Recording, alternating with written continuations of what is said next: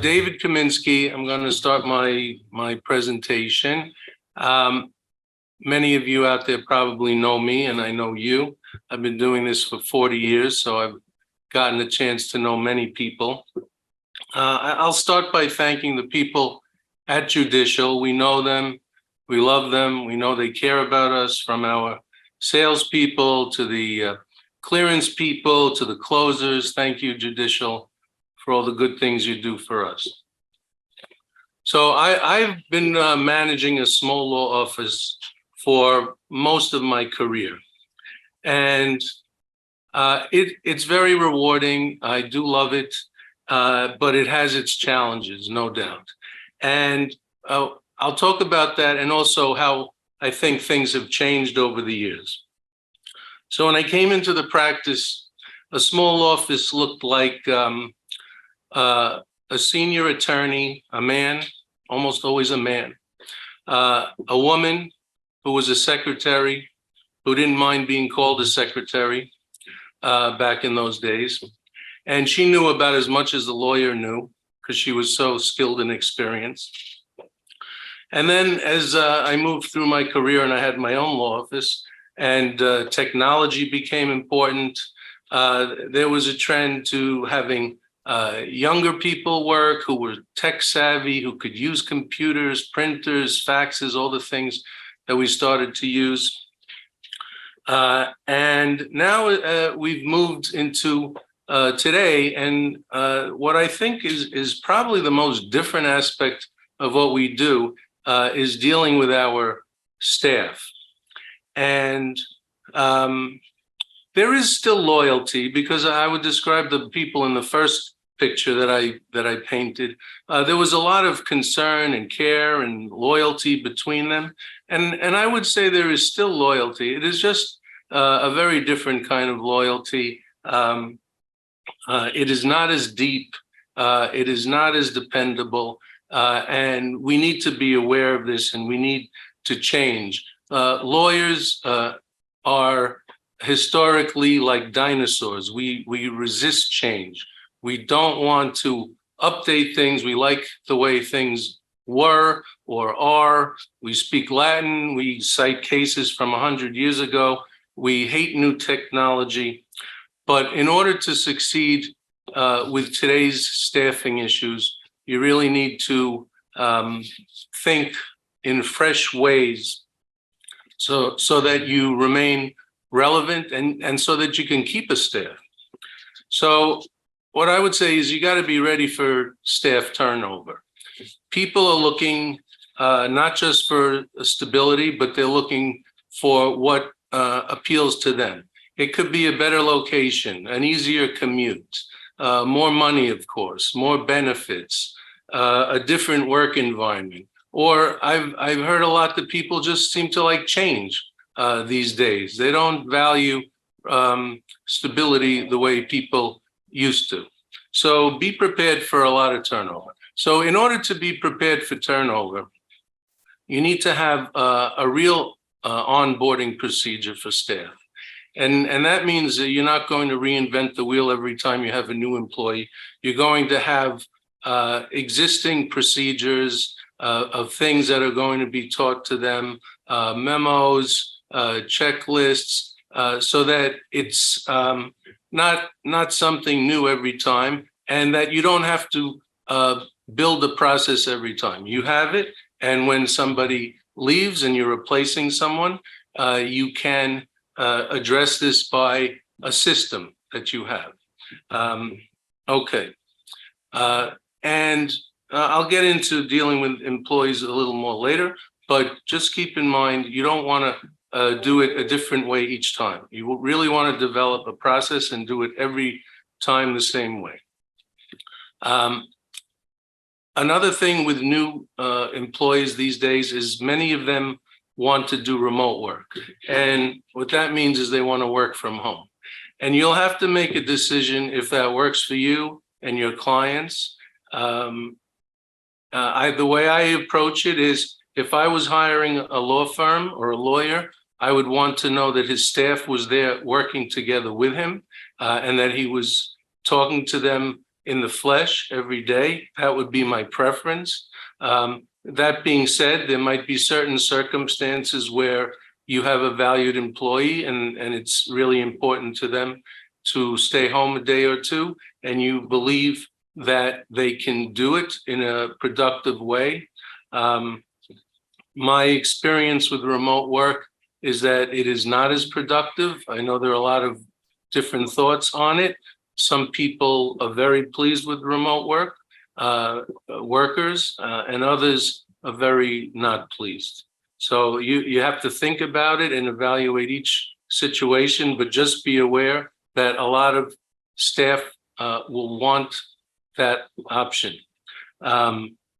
Okay, now, of course, lawyers always had documents, but it seems like there's more documents than ever. And they're coming in so fast and in such volume with emails and drop boxes. And it's very important to not lose track of your documents. And it's important to have a system to maintain your documents. We use SharePoint, and that's a common application through Microsoft. You might have an IT company that helps you or consults with you, and they might have other systems, but it's very important to be able to access all your documents quickly. So that's another thing that has changed over the recent years, and it's an absolute necessity. A thing that I like that has changed is the trophy office is no longer de rigueur. It doesn't seem a necessary item. Of course, attorneys still have egos, but I don't think they need a giant corner office or a huge lobby to their law suite. I really think that is a good development, and people can save money on rent. And I think staff also has less demand for private office or other things that used to be important. So reduced footprint is a very nice change from my perspective.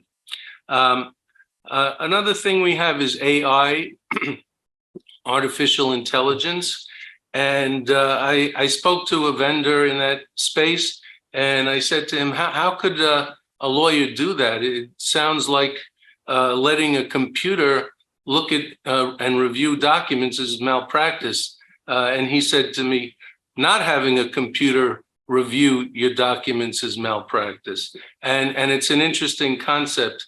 And I think we all need to keep our eyes on this and see where it's going to enter our practice. I'm not sure it applies to anyone out there, but if you are doing big litigations and they have e-discoveries already, there's AI involved in that.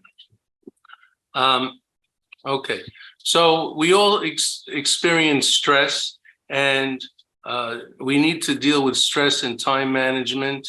And I'm sure you've all experienced a sleepless night when something went wrong and you wished you had done it differently or better.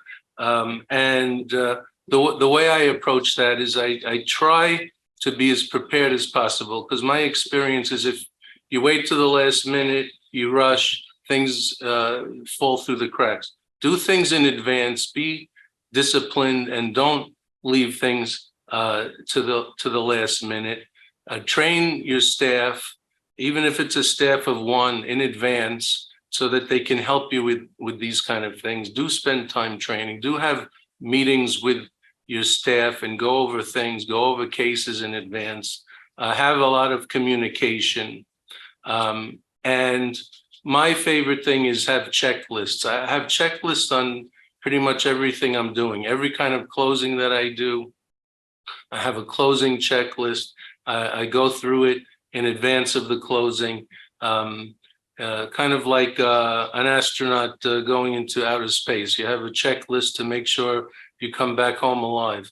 And sometimes the way we do things, we want to make sure we get back alive. So have a checklist, think about it, develop your checklists, and keep them evolving so that they are as perfect as you can get them. Every office, even if it's an office of one staff person, should have an office manual. And think about this. You might have one staff person, but you want to be ready for a second staff person. So the office manual is always going to be helpful. Employment attorneys always tell me that you must have an office manual. And you don't have to build it completely on day one. You could start off from a template that you find that you believe is useful, or one of your employment attorney friends can help you with that. And then you'll see as situations will come up that you think, oh, I should have a policy on that. And you will again expand your office manual as you move through your practice, and you learn more about what your office needs in an office manual. One thing I found, no matter how close you feel to your staff, it's still you and them. You are still a different animal in the work environment. And as much as they may like you, you are still the boss and they are still the staff. And they're watching you, they're judging you, and it's hard enough to be a boss. So I'm not sure you should try to be friends with your staff. First, try to be a good boss and see where that goes, or a good supervisor if the word boss is too old-fashioned. So yes, be aware they're really watching you. They're really talking about you amongst each other. So everything you do is important. Show up early, so that they understand being on time is important and that showing up matters. If you say you're going to do something, follow through. Believe me, if you don't, people will think less of you that work for you. And you really want to have a good reputation among the people that work for you. Be encouraging and think about training. You might want to send your staff to a training seminar. I've done that many times, and I've found that every time the staff person really enjoys it and feels special that they have been able to do this extra learning. Speak to them when you have meetings with them, have one-to-one meetings with them, and do encourage them at those meetings. If there are bad things happening with staff, document those things. Employment attorneys tell me that all the time. Give them a memo that something went wrong, that they did something wrong. Keep a record of it. You might need it for a lawsuit. You might need it for an unemployment claim. So really do that. And just keep following through. Be present with your staff. Don't just hand them a project and let them run with it. Be involved in the process of it. Get feedback with them. Develop systems where they know how to give you feedback. It could be a follow-up meeting. It could be an email. But be involved in what they are doing. They appreciate it. And this way you make sure nobody's dropping the ball and that projects are being done. Don't multitask when you're with staff. Don't look at your phone. Don't take phone calls. Give them attention and focus. And I like to simplify everything. If simple works, keep it simple. If you could do it in 3 words instead of 5, that's good. And you should apply that way of thinking to everything that you do in your office. And your staff should know this, that there should be systems, how to do a cover letter. There should be examples of a cover letter that are already set up for them. Examples of how to open up a file. There should be all these systems that are set up for everything that you do, so they could follow a cookbook, and you don't have to tell them word for word, but you could supervise their review of the instructions, and you can be constantly improving and streamlining these processes and systems as you talk to your staff. And always ask your staff for input and ideas. They really appreciate it. It shows that you understand that they're intelligent and they want to help. And I think it engages them and makes them more productive and happier. I think I'm done with my part one, and I'm going to pass it to Angus. You ready, Angus? Yes, thank you, David. Yes, so just to introduce myself a little bit, my name's Angus Scott. I'm not actually a lawyer. I've come to talk to you today about something else, which is how to plan a strategy for your business. My background is right now I'm an executive coach. I went to Brown University recently, got a coaching certification. I'm an ICF certified coach, and I have a coaching and consulting business. My consulting speciality is around strategy development, planning, helping businesses get to the next level. I'm qualified to do that because I had a 30-year career as a chief operating officer in banking and finance. So I'm trying to share with you today some hints and tips and a process about how to think about growing your business. I noticed David referred to AI earlier in his presentation. I was at Brown last week giving a seminar on the impact of the AI revolution on the coaching industry. So if you've got any questions about AI, I can also help field those. So I'm just going to bring up my presentation. You bear with me one second.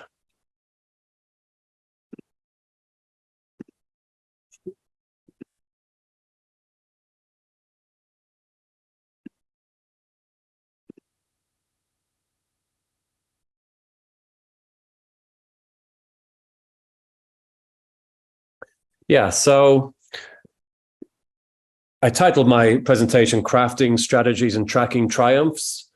A little bit about that. Really, what I want to talk about is the process of planning and the importance of measurement. So crafting strategies appeal to me because it's not really a science, it's more of an art. So you really do have to craft a strategic plan. And tracking triumphs is about really making sure you're measuring progress towards your goals and celebrating them when you achieve them. So I'm going to touch on both those topics as we go. I'm going to speak for about 20 minutes or so. I'm going to cover these 9 points and a summary, try and keep it high level about how any small business can really come up with a plan to grow their business and achieve what they want to do. So what is a strategy? Really, it's a plan, plain and simple. I think people get hung up on the idea of strategy being some grandiose thing, but really it's having a plan. And it can be short duration, it can be long duration. I've developed 5-year strategies, I've developed 3-year strategies, I've developed 1-year strategies.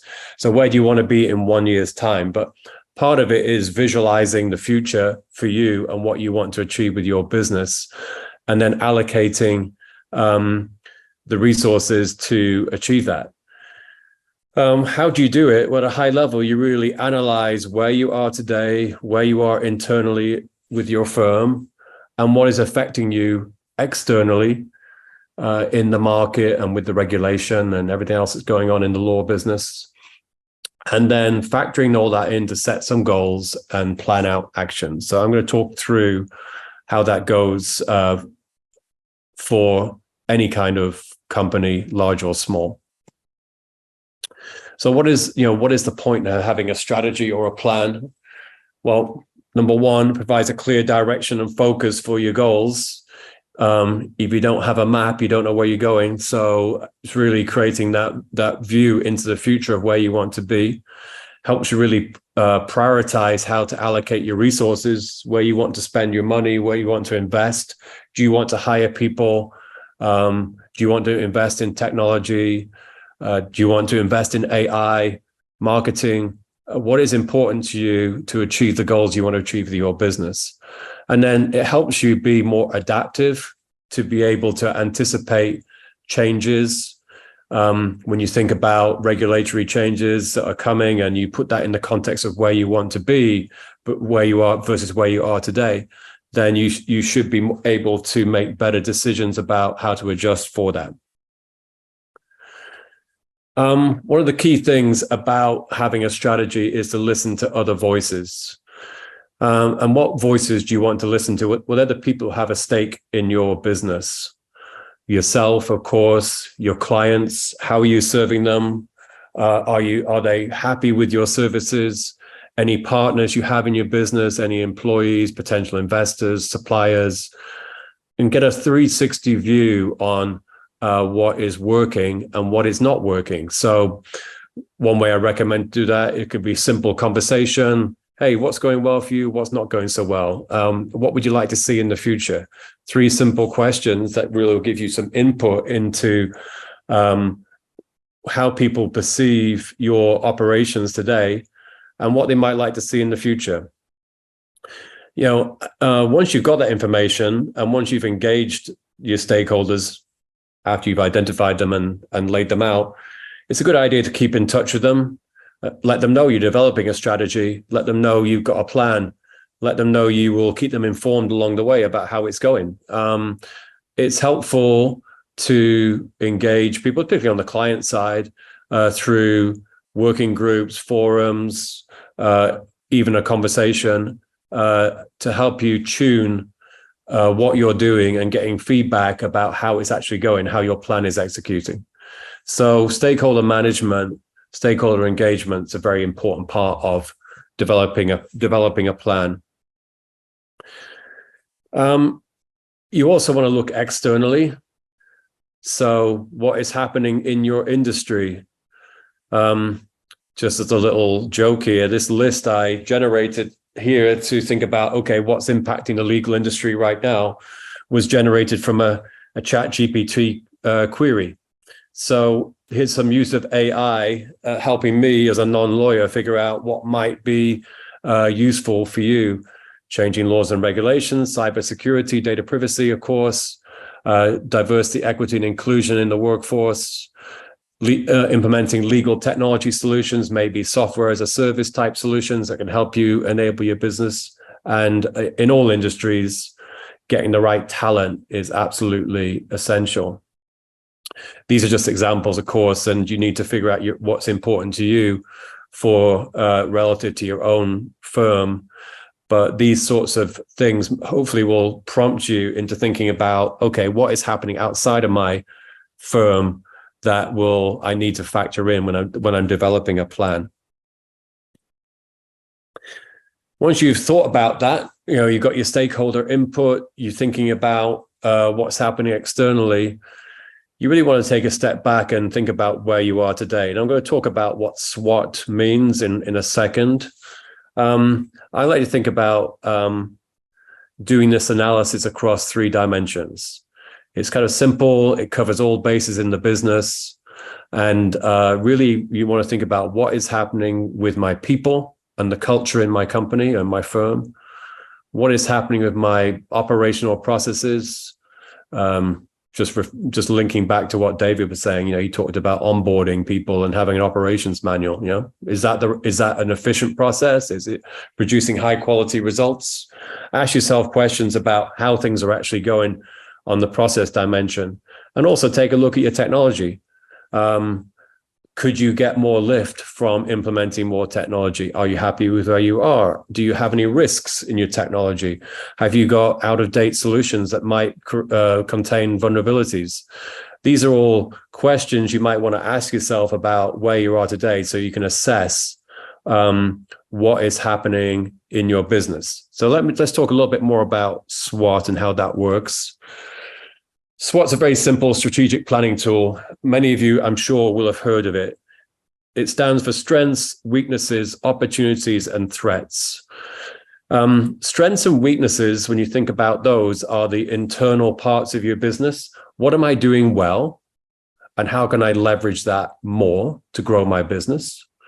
And weaknesses are, okay, what's not going so well? And how can I address those weaknesses? And remember to think across those 3 dimensions of people, process, and tech. when you think about strengths and weaknesses, which will give you an all-round view of your what's happening at your company.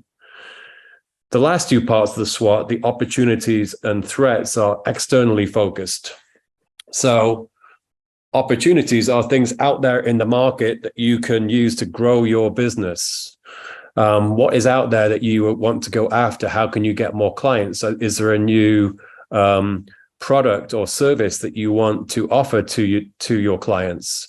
So external factors that think about what's happening in the market, how it's evolving, and what are the opportunities out there.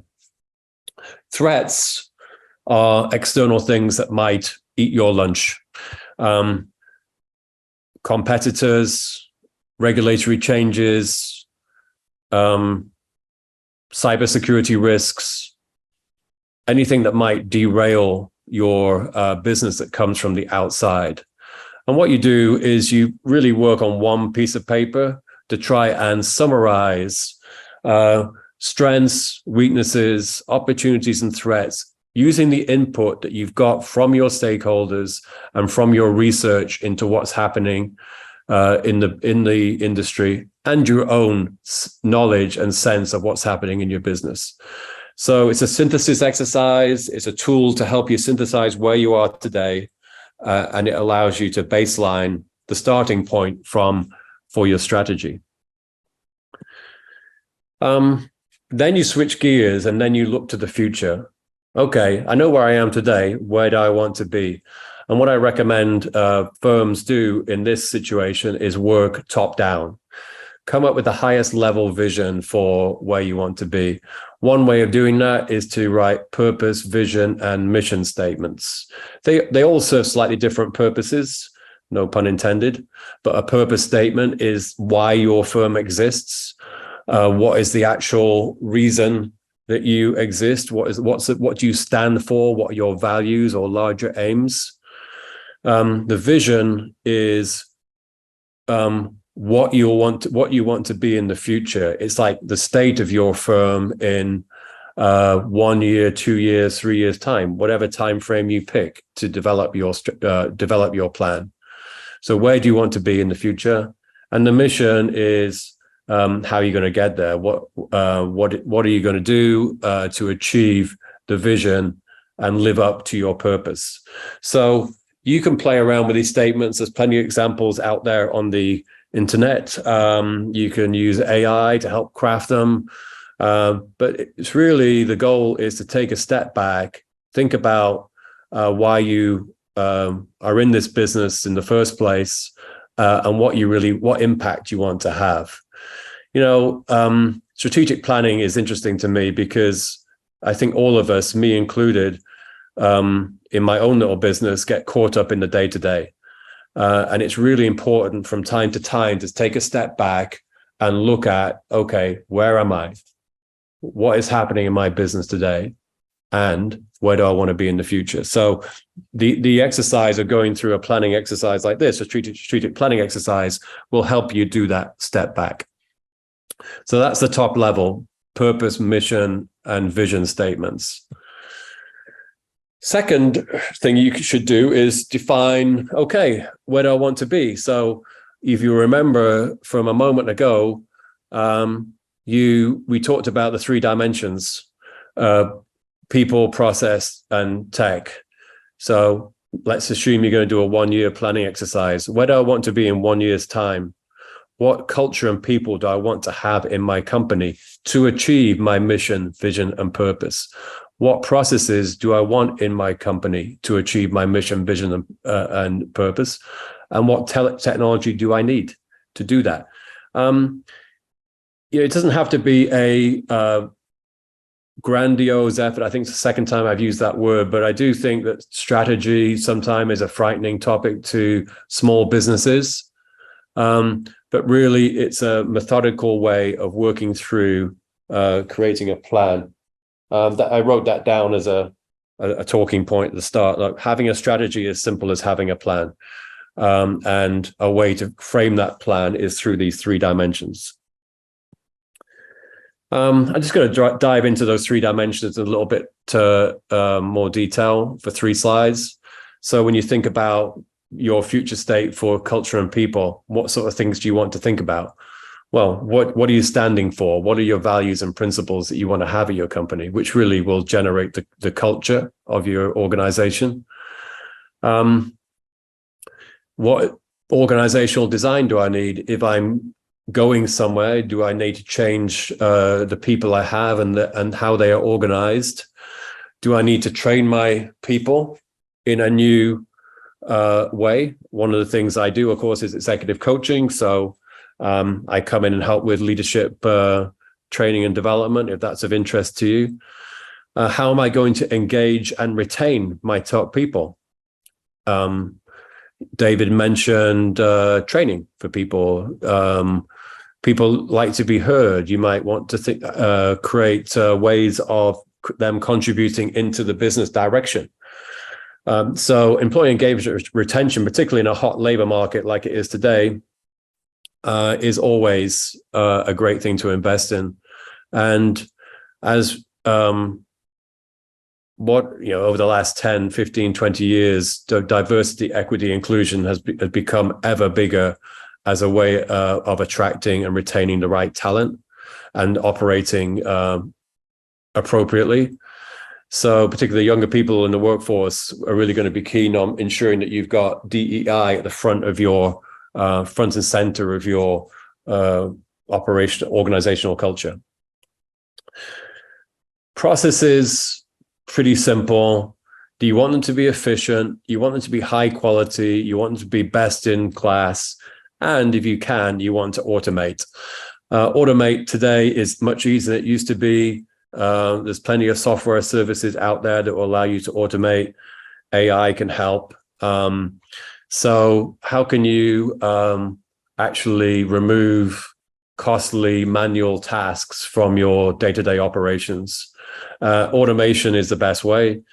Not only is it generally error-free once it's right, but it's repeatable, it's high quality, and costs very little. But you need to look at your process landscape and think about, how do I improve it? Finally, technology. I'm an ex-technologist. I was a managing director at Credit Suisse, Bank of America, Bridgewater Associates in tech. And you need to think about how tech can enable your business. So legal technology solutions, what applications and software services do you need to buy to help you enable your firm? Think about digital transformation and automation. What all the data you have in the company, how can you best use that? Cybersecurity and data protection, very important. You're one vulnerability away from your client details appearing on the internet, which obviously would be catastrophic for a lot of businesses. And there's so many stories out there of data loss that happen through inappropriate cybersecurity measures. And of course, any tech presentation these days is not complete without the words AI and machine learning on it. And we've touched on that already.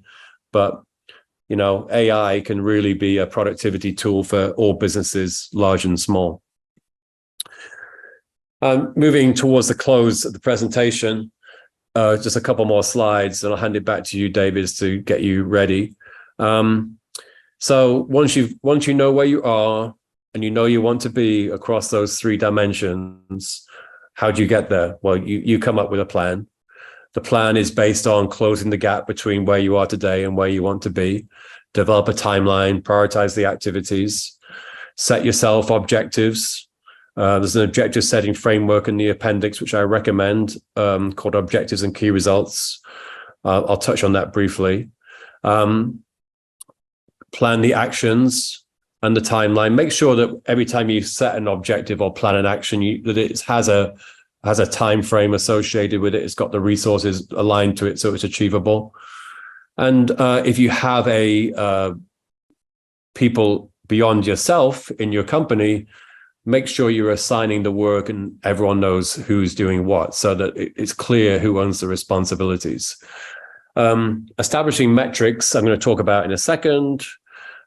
Communicate the plan to key stakeholders and monitor progress. So to the Tracking Triumphs piece of my title, Tracking Triumphs is about measuring progress. You must always know if you are achieving your goals. If you have a goal to increase revenue, are you increasing revenue? If you have a goal to onboard more clients, are you onboarding more clients? If you have a goal to increase client satisfaction, are you measuring that? Are you sending out surveys? So come up with ways of measuring progress towards your goals and set targets. In 1 year's time, I want to double the number of clients. In 1 year's time, I want to increase revenue by 20%. And having laser-like focus on targets and measurements will help you track, remain focused, and adjust your plan if you are if your goal becomes unrealistic due to some either internal or external event. So, in summary, and these slides will be sent out to you later. 7 steps to coming up with a plan. Get some input from your stakeholders, research what's happening outside, come up with your vision and purpose statements, assess where you are using the SWOT technique, and then define where you want to be, developing your purpose, vision, and mission again, and your target state, plan the work to get there, and measure progress. In the appendix, you'll see this framework called OKR. OKR, Objectives and Key Results, is way too big a topic to get into. I just want to highlight it's a very popular goal-setting framework used by companies like Google, Intel, LinkedIn. And it's a very transparent tool, pretty easy to use. It's created by a guy, or it's been really marketed by a guy called John Doerr, who was from Intel. He wrote a book called Measure What Matters, which I'd highly recommend if you're into this, or you can go and watch his TED Talk. It's 10 or 15-minute TED Talk on it. Very useful tool in the objective setting and planning process. So at that point, I'm going to hand it back to David, because I know he has another topic to cover. I did drop my details into the chat. If anybody wants to follow up with me afterwards, please do so. Yeah, I'm happy to take questions later. So David, back to you. I realize Angus told you a little bit about his areas of expertise when he came on. I just wanted to go over David's, but before I do, I'm going to give everyone the course code for today. The course code is SUCCESS. The course code is SUCCESS. And before David comes on, I'm going to tell you a little bit about him. He is a New York City real estate transaction and litigation attorney with 40 years of experience. Mr. Kaminsky has worked on a wide range of real estate transactions, including large multifamily properties, large commercial properties, single-family homes, cooperative and condominium apartments, construction loans, and purchases in foreclosure and bankruptcy. Mr. Kaminsky has also worked on large commercial leases in areas such as offices, medical practices, restaurants, bars, lounges, and retail establishments. David's litigation experience is similarly wide-ranging. He has represented landlords throughout New York City in commercial and residential landlord-tenant litigation, construction litigation, mechanics liens litigation, general contract litigation, and agency litigation, including the New York State Division of Housing and Commercial Renewal, Housing Preservation and Development, and New York City Loft Board litigation. David Kaminsky has frequently appeared as an expert in the New York Times question and answer column of their Sunday real estate section and online edition. He has also represented many tenants and tenant associations. Mr. Kaminsky has lectured and appeared on a panel of experts in New York landlord-tenant law at the New York City Association of the Bar. Mr. Kaminsky is a certified New York State real estate instructor and adjunct professor at the New York University of Professional Studies, the Schlack Institute of Real Estate, and has taught classes at the Ivy Real Estate School, helping salespeople and real estate brokers complete their licensing and continuing education requirements. Mr. Kaminsky is a member of the New York County Lawyers Association Committee on Judiciary, which reviews and interviews judicial candidates and sitting judges seeking appointed and elected positions. Mr. Kaminsky has been in private practice since 1985. He is recognized as an industry leader and prominent real estate and landlord-tenant attorney throughout the city of New York. He also regularly does transaction in Nassau, Suffolk, and Westchester counties. And with that, I will leave it to you, David. Well, thank you, Diana, for that, all that nice accolades. And I do want to invite anyone to call me.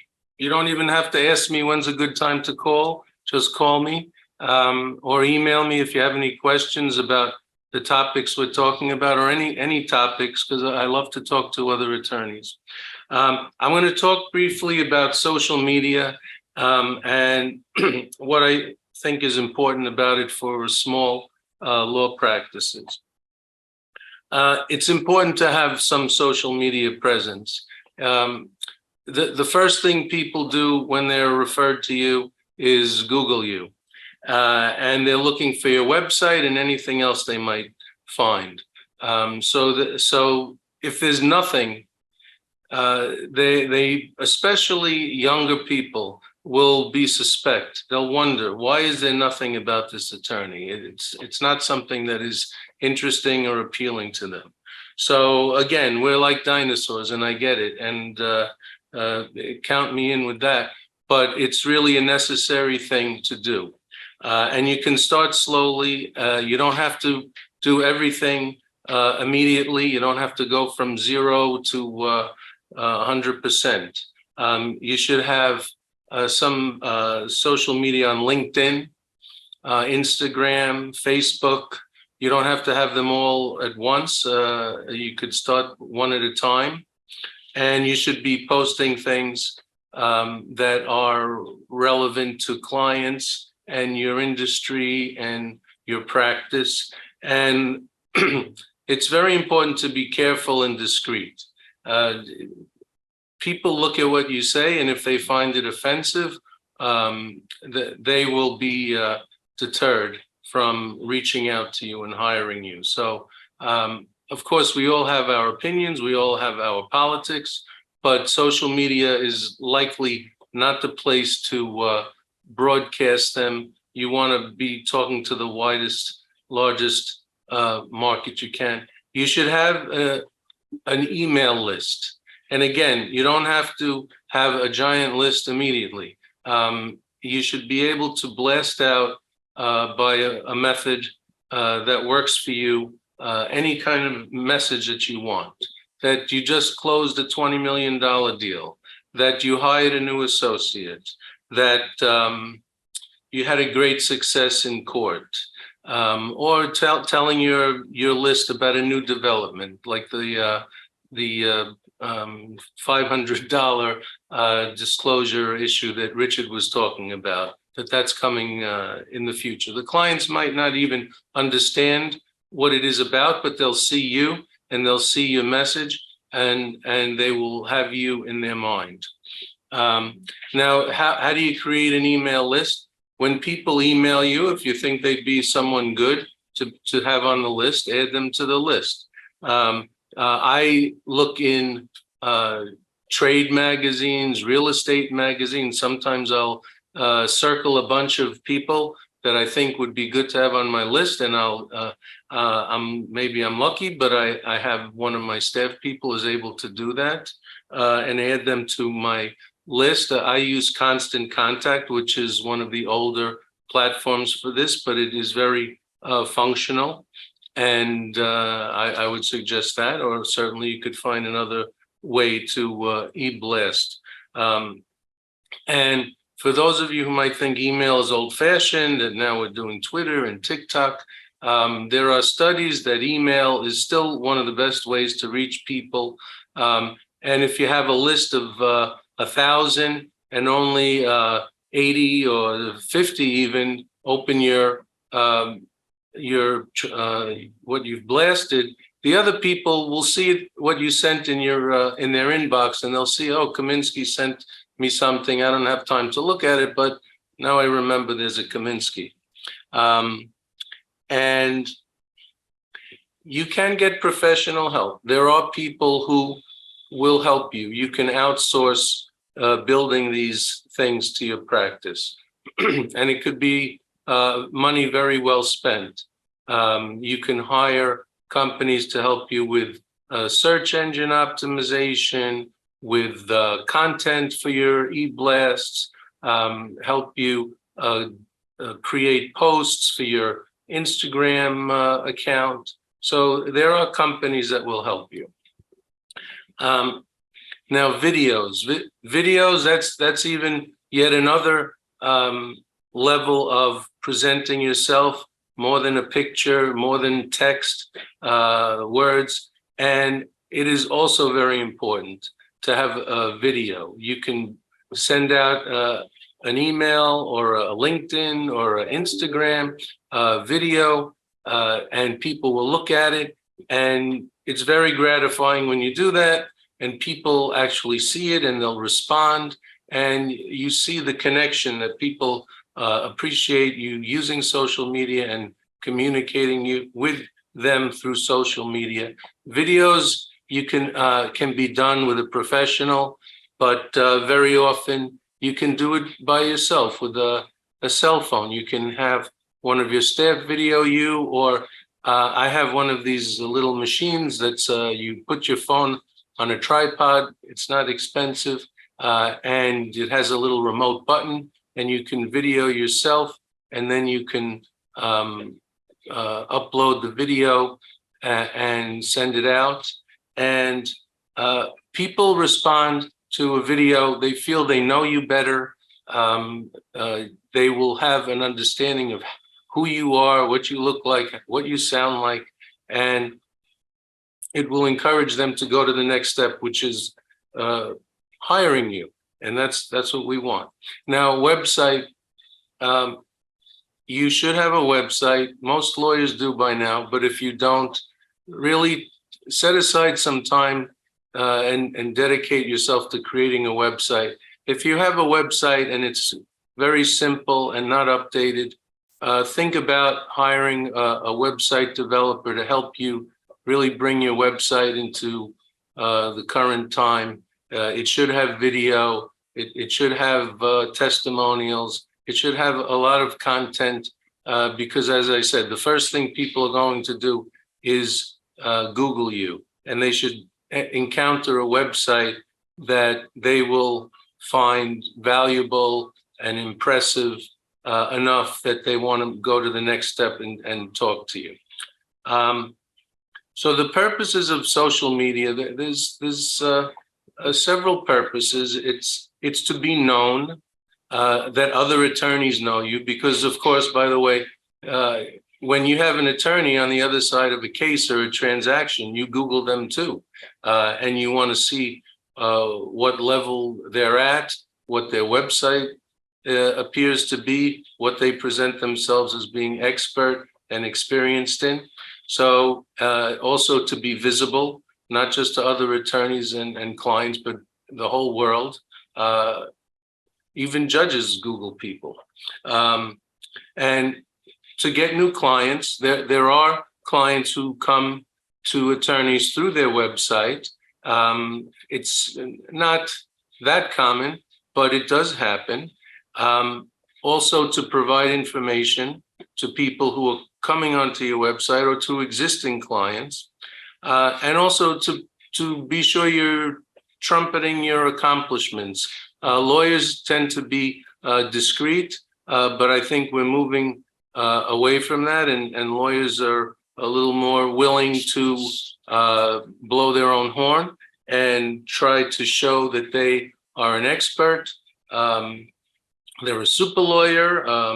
I'm proud to say I'm a super lawyer. Those out there who are also super lawyers understand the process, but I think we do it mainly because we believe, and I think it's true, that clients find some extra excitement in that. So, and there are many other platforms other than super lawyers where you could join an organization and receive some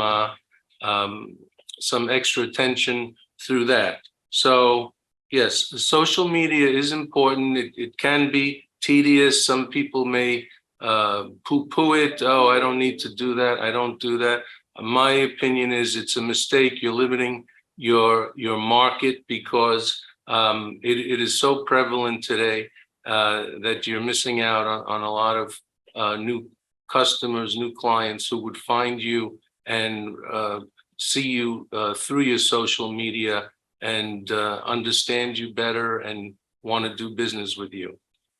Diana, I'm done now, and I think we could take questions if there are any. Were asked during your lecture, especially we had a few on AI and things of that nature as you were going along. I believe you answered most of the questions. Okay. So with that, I just want to thank you both for a great lecture. I also want to Angus Scott Coaching and Consulting, David A. Kaminsky and Associates. I will send their contact info if you want to reach out to them after the lecture. I will also resend you the material, the affirmation, and the evaluation. And we really do appreciate you for doing this for us. It was, something different away from the general real estate things that we do. And, we want to help everyone succeed in their business. I think this was really great. So like I said, I will send all the information after the lecture, and thanks everyone for attending today. Thank you. Thank you, Will.